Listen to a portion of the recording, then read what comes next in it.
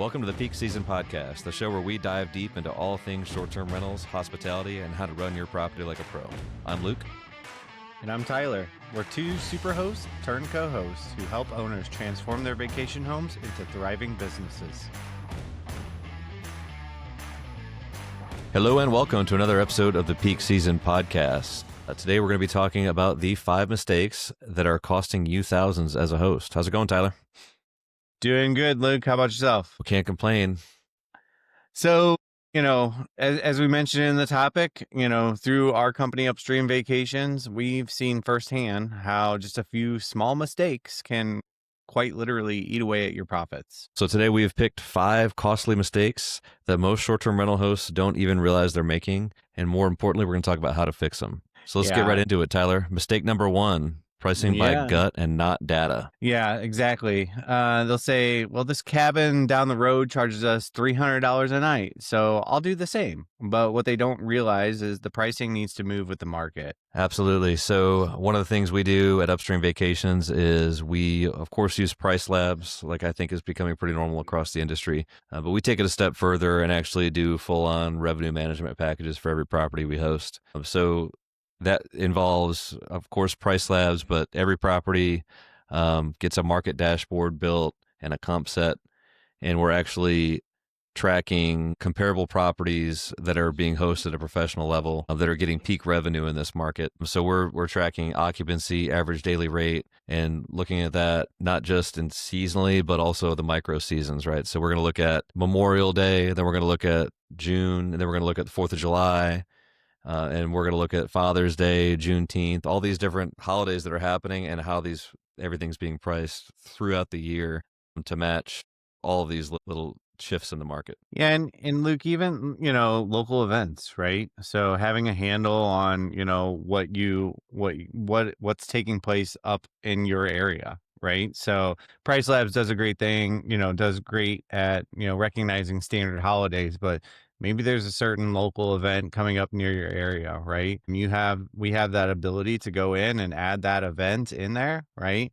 And use some data to help us derive, what may need to be an adjustment to your nightly rates for that time frame, or even maybe it's, we're adding a 3-night minimum versus a 2-night minimum, where 2 nights is our standard in the winter. Maybe it's a 3-night because we have a big event happening. So, looking at it more with a fine-toothed comb is something that we pride ourselves in and take responsibility and ownership as co-host for our clients. And I think, being that both of us are based in Northwest Michigan primarily, that hyper local flair is one of the things that sets us apart from the competition, right? So we're tracking how the fall colors are shaping up. Have all the leaves fallen off the trees yet? So maybe the leaf peeping season is over a week or two early this year, so we need to perhaps lower prices to make sure we get booked. Conversely, if it's peak season longer for these colors, we could probably command a slightly higher nightly rate because of that. And as we progress into winter, what the snow forecast looks like, what hills are making snow, what hills aren't,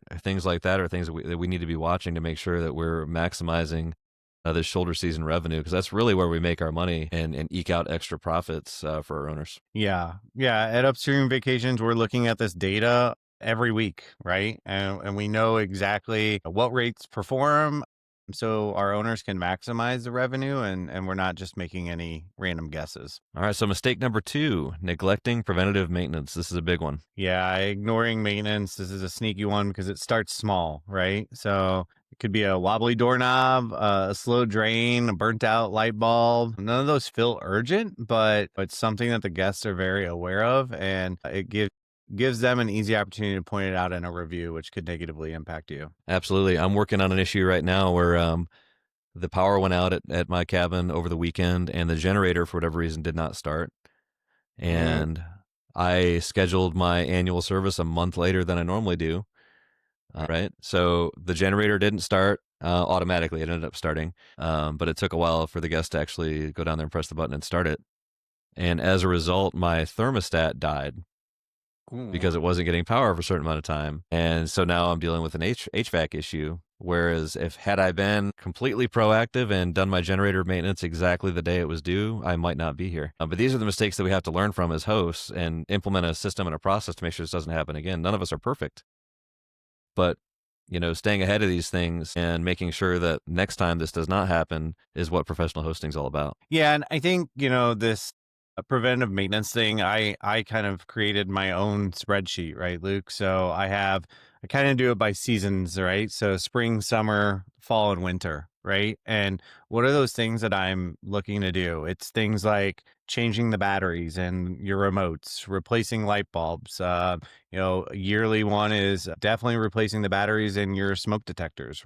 Those types of things. I have a water filtration system. I just ordered those because I'm going to have my handyman install them when he comes up and does some staining. Things of that nature. It's preventative, but it's if you don't do them, if I don't change out that water, those water filtrations, then I'm on well water. It starts to get a little stinky, and that's not pleasant for guests, right? So having that checklist really allows me to kind of make sure that I'm checking off all the boxes of what's important, and a lot of times it's these small things that matter. Absolutely. So are you keeping like a supply drawer for guests, like a just in case? Light bulbs, batteries, things like that? Yeah, I do. Yeah, 100%. So things from obviously fire sticks and candles in case it's needed. Again, I have a generator, so knock on wood, hopefully that they don't have to get in that situation, but it happened to you just the other day, right? So having things like that, having extra batteries because again, maybe I forget or maybe the batteries go out earlier. Having that and flashlights, right? Things of that nature or things that I keep in there. And I always keep a deck of cards because who Nice. knows, power goes out, guess what? You can still play a game of euchre. Do you keep a euchre deck or a full deck? I keep a full deck, but I'd Okay. say, if you're from Michigan or you're a Michigander, you're playing some euchre. Absolutely. All right.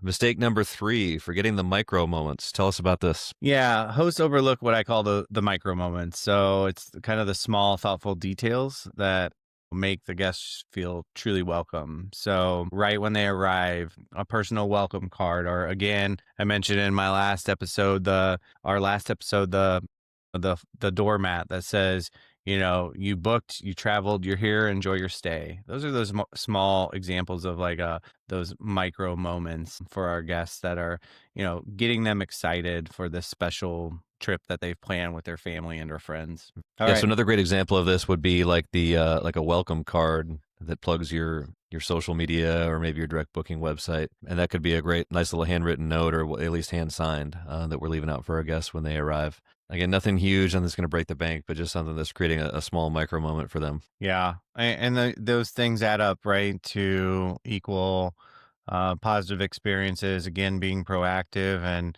helping us achieve those goals of those 5-star reviews. So we're designing experiences, not just stays. But Absolutely. let's talk about number 4, which is depending 100% on Airbnb. Luke, I hear it all the time. If you follow short-term rental owners, the debate still happens today. Oh, I'm not getting any bookings on Verbo. Oh, I'm just tired of even being on the platform. I'm just gonna be on Airbnb, or maybe they don't even have a direct booking website. Talk to me a little bit about that. What are your thoughts? Yeah, I think, of course, Airbnb is probably the Google of vacation rentals, even more than Google Vacation Rentals is, right? But so you have to have a presence on Airbnb if you want to be successful, but I don't think we need to build our entire business on somebody else's land. I do put our properties on Verbo, even though we don't always get a lot of action because we're in a pretty Airbnb heavy market, especially for a more unique stay like what we have. But I think at the very least, every host should have a direct booking website and an email list and have a place to push repeat guests, to come back and book directly. And if you can do what they call guerrilla marketing, where you go just where you meet the guests where they are in Facebook groups, or one of the places where I've had a lot of success is in overheard in Michigan ski resorts. So Mm-hmm. whenever I Yep. look at that snow forecast, there's going to be snow this weekend, and that group starts popping off. I sneak in and I say, hey, 10% off for a direct booking guest. And a lot of times I can get a direct booking straight from there. Yeah. So That if you don't have a direct booking website, that's something that you can't do, and you don't ever own the guest. Airbnb owns the guest, right. and you can't build that relationship with them and have repeat bookings that are yours. So everybody needs to at least be building out, I'll say it again, a direct booking website and a mailing list. Yeah. To your point, what you just said, I was like, oh, that's key. One thing that we believe here at Upstream Vacations is, that direct booking is building, that loyalty with your guests. And we want owners to own their guests, not to borrow them. Right. And I think it's a few key things that Luke said, being proactive, looking at Facebook, utilizing channels, different social media channels. It could also be, maybe it's hosting a social media, expert in the area, or somebody who's, got a high following. I know I personally did that when I launched my newest booking, and off of that, Luke, I got $8,000 summer booking last summer, right? So, And that was direct? and that was direct. Yeah. Fantastic. Um, and So this you hired year an influencer. I did. Yeah. Yeah. And this year I've had almost a 30% increase in my direct bookings compared to my prior year. So it's working. Well, that's incredible. So do you have a goal? Like you want to get 50% direct bookings, or of course everybody I likes to get mean, 100, I would right? But love that to be a goal for next year. I don't know if it's realistic, but I'm gonna aim for another 5 to 10% increase year over year. I think that would be my goal, right? okay. But the one thing that's also unique, Luke, is my direct bookings aren't actually all repeat guests. A lot of my direct bookings are people that follow me on TikTok, Instagram, or even my Facebook page, and they're seeing these promos that I'm adding in there. And I have my direct booking link. I don't promote my Airbnb link on there, and they're booking direct. They're booking through the direct link versus the Airbnb link. Very cool. All right. So that gets us down to mistake number 5.